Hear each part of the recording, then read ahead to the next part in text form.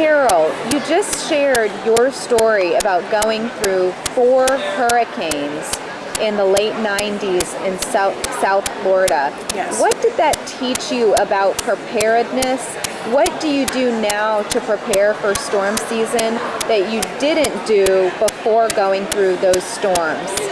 Well, I've still not been able to get a generator, but I do have in the back of my car now a very large cooler unit, and I have much more water than I had then. I had enough for 3 days, but I did not have enough for 8. And of course I didn't expect to have 16 people either making use of those supplies. I have more in the way of blankets and those kinds of things available to service other kinds of people. I have more canned foods available, and I have a lot more batteries and those kinds of things which I didn't have either. So that is much more prepared than I was before. I thought I was ready because I was ready for 3 days, which they had said was the right amount of time, but actually you need to be ready for a much longer period than what they tell you. Carol, you just told us about your severe weather experience going through 4 hurricanes in the late 90s in South Florida.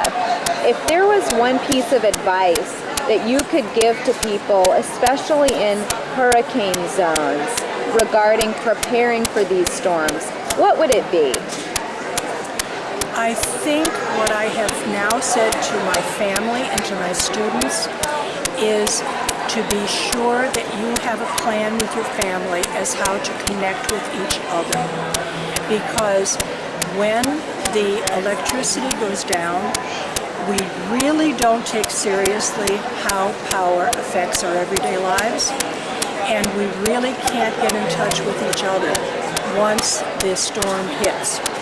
And that is the most terrifying moment, when you end up in prayer, because that's the only communication you have at that moment, and then you try to get in touch with your family, and even though we had made plans, we hadn't made firm enough plans for all sorts of contingencies, and my kids were in school and in various places, and we had no way of getting in touch with each other.